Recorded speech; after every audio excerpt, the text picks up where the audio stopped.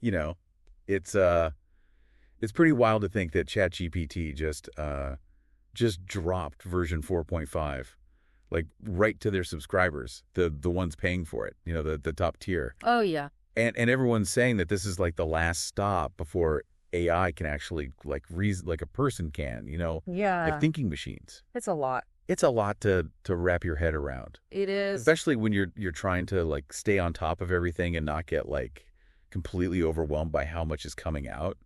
For sure. It's moving so fast, and I think that's exactly why we wanted to kind of dive into this particular presentation. Yeah. This was from the Friday SLO Talks that are organized by Coaches, the California Outcomes Assessment Hub.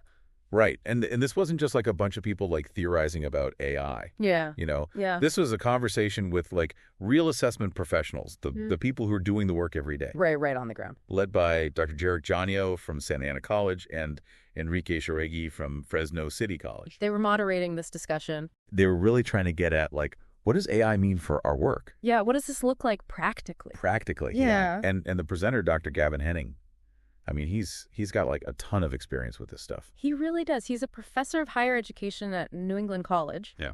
And for over 25 years, he's been working in assessment and institutional research. And his whole focus has been on making assessment easier and more effective. Yeah. And he's written like all these important books in the field, Oh, yeah. He's a real expert. Student Affairs Assessment Theory to Practice and Reframing Assessment to Center Equity. Mm-hmm. So when he talks about how we might use this new tech, he's coming at it from a place of like really deep understanding of assessment. Yeah, he gets it. So I guess what makes this deep dive relevant for our listeners is, this is like your shortcut to understanding how AI could become your supercharged assessment assistant. Yeah, that's right. Especially if you're working in higher ed assessment. Yeah, cut through the hype, get to the practical applications. So let's get into it, like what happened in the presentation. Sure. So Dr. Henning, he starts off by like taking the pulse of the room, right? Yeah. He does a couple of polls right at the beginning. That's right. He wanted to know what the audience's experience was with assessment and with AI. What stood out to you about what he found out about the people in the audience? Well, it was really interesting to see just how engaged the attendees were with both assessment practices and AI technologies. Okay. A lot of them said that they had, some or even a lot of experience in both areas. Oh, wow. So it wasn't just a basic introductory session. These were people who are already working with this stuff. They're already in the trenches. Yeah, exactly. So these weren't just people like interested in, what are the buzzwords? What is this all about? Right. These were people who were really trying to figure out how AI can work for them. Exactly. How do I use it in my work? Yeah.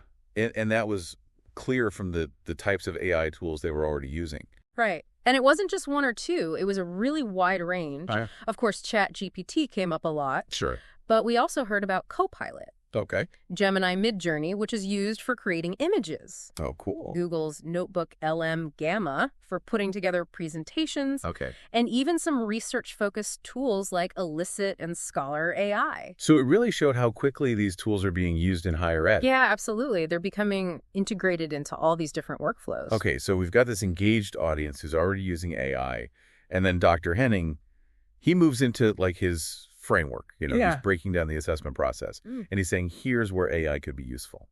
He laid it all out. Let's start with like developing learning outcomes. How did he see AI playing a role there? Yeah, so he talked about a few key ways that AI could be helpful. No. One was using AI to just generate initial drafts of learning outcomes. Okay. So say you've got like a course description or a program overview. You could feed that into AI and it could come up with some potential outcome statements. Oh, wow. He also said it could be used to refine existing outcomes. Yeah. To make them clearer and more measurable. Makes them better. Exactly. Which is something we all struggle with, right? Oh, for sure. We're always trying to improve those outcomes. It makes sense because, sometimes just getting that first version written down is the hardest part. It can be really daunting just to start. Yeah. And then you can go back and refine it and make it better. Exactly. And he also said that this could be really helpful for people who are newer to assessment. Oh, yeah, totally. Because it's like you don't have to start from scratch. Right. It takes away that fear of the blank page. Yeah. And what I thought was really interesting is he talked about using AI to explore different frameworks for learning. Yes. Not just Bloom's taxonomy. Not just Bloom. He mentioned Fink's taxonomy of significant learning, which looks at the whole learning experience more broadly. It's a more holistic view. And even Fever's medicine wheel. Yeah. Which is a more culturally relevant perspective. All right. It brings in different ways of knowing and understanding. So it's not just about like being stuck in our old ways of thinking about learning objectives. Exactly. It opens up possibilities. Yeah. So what about rubrics? Oh, yeah. Because those can be like such a pain to create. They're so time consuming. Yeah. And a lot of people dread doing them. I know, I do. So how did Dr. Henning see AI helping with rubrics? Well, he pointed out that AI could be used to generate rubrics from scratch. Wow. But also to give feedback on existing rubrics. Oh, that's cool. To help make them clearer and more effective.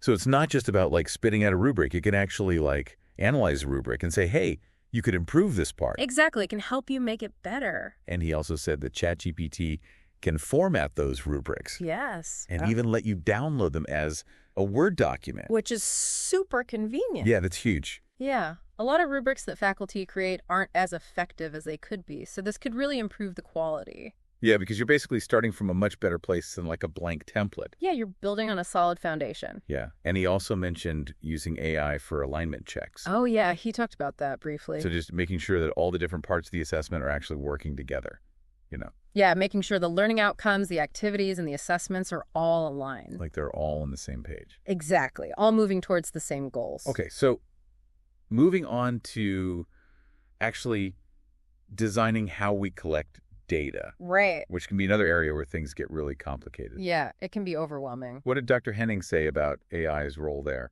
Well, he thought AI could be a big help in designing the whole data collection process. Okay. So it could suggest the right methods for different outcomes. Okay. And even help write the actual instruments, things like interview guides, focus group questions, survey questions, things like that.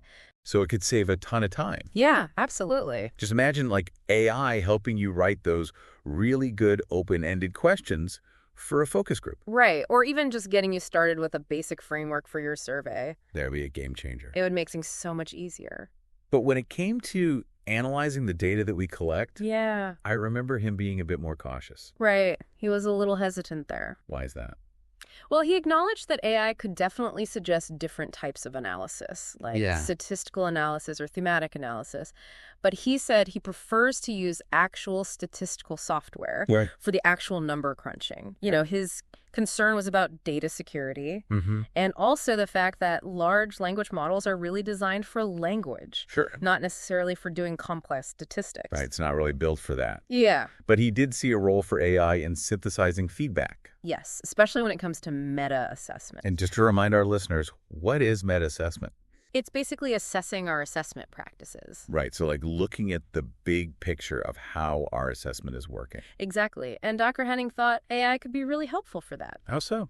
Well, imagine you could take a bunch of feedback from student work or course evaluations or program reviews. Yeah. And you could feed it all into AI. Okay. And it could identify themes, common strengths, and areas for improvement. Oh, wow. So you could get a really good overview of how your assessment efforts are working. That's really cool. Yeah. It's like having an AI assistant to help you make sense of all that feedback. So what about reporting on assessment findings? Yeah. I know a lot of people find that really time-consuming. It can be a huge task. So did Dr. Henning have any ideas about how AI could help with reporting? He did. He actually saw a lot of potential for AI to save time and effort in reporting. Okay. Well, he talked about being able to put your data and your analysis into AI and have it generate a whole report, including creating tables and charts. And that's actually a feature that's been added to ChatGPT recently. Oh, wow. He also mentioned tools like Gamma, Yeah. which are specifically designed for creating slide decks from text. Okay. And you can even use ChatGPT to generate images for those reports. So basically AI can help you go from like raw data to a polished visual report. Exactly. It can streamline that whole process. That's amazing. Yeah, it's pretty powerful. And he also talked about program review. Yes, program review is a big deal in higher ed. It is. It's a huge undertaking. It is. So how did he see AI fitting into that? Well, he said AI could provide support throughout the whole program review process. Okay. For both academic and co-curricular programs. Okay. So it could help you outline the steps, Okay. compare different program review models, create training materials, even analyze past reports to see if there are any trends or areas that need attention. So it's like having an AI consultant for program improvement. Exactly. It can help you see the big picture. That's really cool. And then he moved on to how we actually use assessment results to make changes. Right, because that's the whole point of assessment. Yeah, exactly. It's not just about collecting data. It's about using it to improve things. Right. So what did Dr. Henning say about AI's role in that? Well, he talked about how AI could help us strategize how to use our assessment findings. Okay. It could help us address requirements from accrediting bodies and even help us identify strategies for equity-centered assessment. Which is a really important area. Yeah, it's becoming increasingly important. And he even mentioned that he's created his own custom GPT specifically focused on equity-centered assessment. He did. He's really passionate about that. That's amazing. It is. So let's talk about the demonstrations he did, Okay. because I think that's where things really get interesting. Yeah, seeing it in action. Can you walk us through some of those examples? Sure. So one of the first things he did was use ChatGPT to create learning outcomes. Okay. For like a hypothetical sophomore leadership retreat. But what was really cool is that he specifically asked it to use Fever's medicine wheel. Oh, wow. So he was showing how you can direct the AI to use certain frameworks. Okay, and what kind of outcomes did it come up with? It generated outcomes that were aligned with all 4 quadrants of the medicine wheel. Cognitive, affective, psychomotor, and spiritual. Okay. And it even came up with an integrative outcome. Wow. But then he took it a step further and asked ChatGPT to create a case study related to that spiritual outcome. And did it just create the scenario? It did, but it also came up with discussion questions and suggestions for how to assess learning. Oh, wow. Like a writing assignment, a group discussion prompt, and a self-evaluation tool. That's really impressive. It really showed how the AI can not only create content, but also think about pedagogy. Yeah, how do we actually teach and assess this stuff? Exactly. And then he showed how you could ask ChatGPT to make a rubric for a reflection paper. Okay. And he even told it to include a comments column and to output it as a Word document. And did it actually work? It did. It actually produced a properly formatted Word document. That's so useful. Yeah, it's really practical. And I think Dr. Janio even mentioned that you could ask for it in Excel format. He did, but he said it wasn't as well organized. Okay. Yeah, the word format definitely seems more user-friendly. Yeah, for sure. So another really cool demo was using ChatGPT for qualitative analysis. Yes. He gave it a sample focus group transcript from like a fictional LGBTQ plus center. Okay. And he asked it to find the main themes. Okay. And it actually pulled out some meaningful categories. Like what? Like how connected the participants felt to the center. Okay. What role they saw the center playing on campus, and what key programs and services it offered. So it was able to like analyze the text and identify patterns. Yeah, it was really impressive. So that shows how it could be used to like quickly make sense of qualitative data. Exactly. And then maybe one of the most impressive demos was with NotebookLM. Yeah, that one was really cool. I remember him being really excited about that one. Yeah, he was. What made it so special? Well, what was different about NotebookLM is that you can upload PDF documents directly into it. Oh, wow. And it can do all kinds of things. Like what? It can summarize the content, create study guides, answer questions based on the document, and even create a podcast-style audio summary. A podcast from a PDF. I know. It's pretty wild. That's crazy. And he showed how it worked using a slide deck that had data on student retention over 10 years. Okay. And it included the results of a logistic regression. Oh, wow. Which is a statistical method for predicting probabilities. So the AI could actually understand the statistical analysis. It could, and it narrated it perfectly. That's really impressive. It is. And this beta version even has a Q&A feature. No way. Yeah. So he asked it to explain logistic regression to a 4-year-old. Wow. And could it do it? It did. It actually explained it really clearly. Wow. Using an analogy about toys. That's both amazing and kind of scary. Yeah, I know. It's pretty mind-blowing. Like the idea that AI can explain something that complex in such a simple way. Yeah, it's really powerful. It really shows how it could make information more accessible. Exactly. So then he talked about custom GPPs. Yeah. Can you explain what those are and how he's been using them? Sure. So custom GPTs are basically personalized versions of ChatGPT. Okay. That you can create if you have the paid subscription. Okay. You can give them specific instructions, upload documents, Okay. and even tailor their personality. Oh, wow.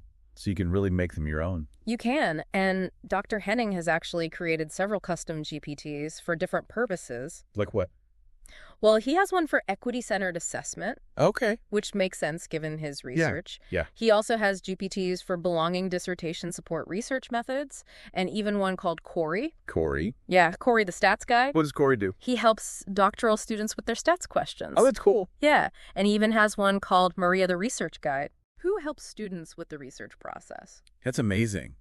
So he's really using these custom GPTs to target specific needs. Exactly. He's making them really practical. And I think you mentioned before that you can upload documents into these custom GPTs. Yes, you can upload things like assessment manuals or rubric examples. What? So the GPT has all that information to draw on. And you can even filter the output through a certain lens. He mentioned critical theory as an example. You can really customize how the AI responds. Yeah, you can make it very specific to your needs. And that brings us back to something Dr. Janio said about how fast AI is developing. Oh, yeah, he made a really good point about that. It's moving so quickly. It is. It's hard to keep up. Yeah, it's not like traditional software where you get updates once a year. Right. It's like every week there's something new. Yeah, it's constant learning. So Dr. Henning talked about some key considerations and cautions for using AI in assessment. He did. He had some really good advice. What were some of the main things he emphasized? Well, prompt engineering was a big one. Okay, what's that? It's basically how you write your prompts to the AI. Okay. The more specific and detailed your prompts are, Yeah. the better the output will be. Okay, that makes sense. So don't just ask vague questions. Yeah, you have to be clear about what you want. Exactly. And he also stressed the importance of reviewing the AI's output carefully. Yes, absolutely. So it's not just about taking what the AI says as gospel. Right, you have to use your own judgment. We still need to think critically. Yes. And privacy is obviously a huge issue. It is, especially when we're dealing with student data. Right. So he said we need to be really careful about what we upload into AI tools. And I think he mentioned that paid versions of some platforms offer more control over data.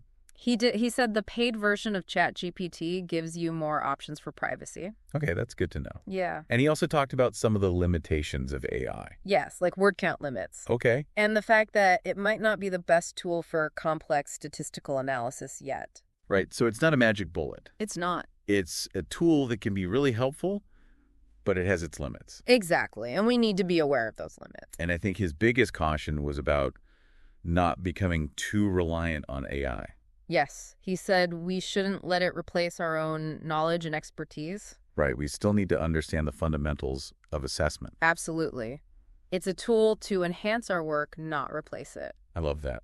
It's a good way to think about it. And he shared some resources for people who want to learn more. He recommended Java Jams Okay. by Ruth Slotnick and her colleagues. Okay. Although that project is finished, there may be some archived materials available. Okay.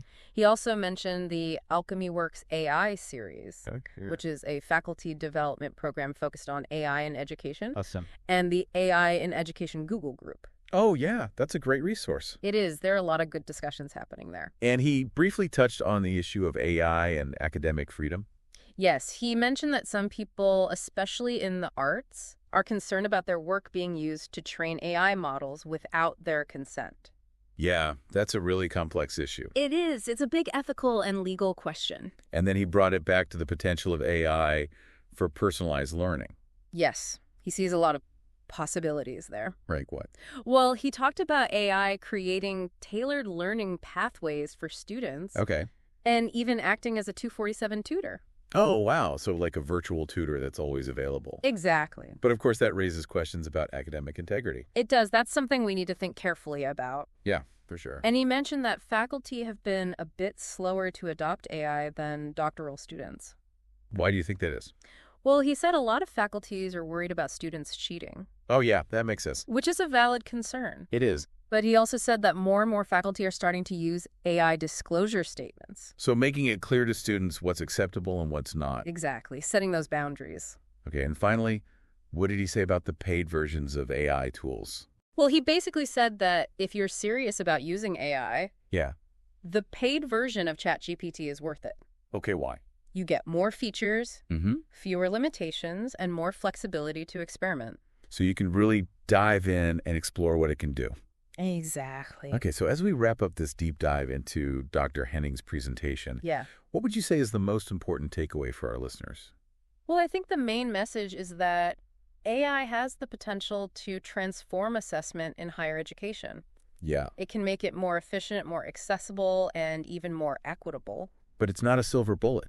No, it's a tool. And we need to use it thoughtfully. We do. We need to be aware of the benefits and the limitations. And think about how it fits into our own context. Exactly. As the technology's here, the possibilities are exciting. They are. But it's really up to us to decide how to use it responsibly. And ethically.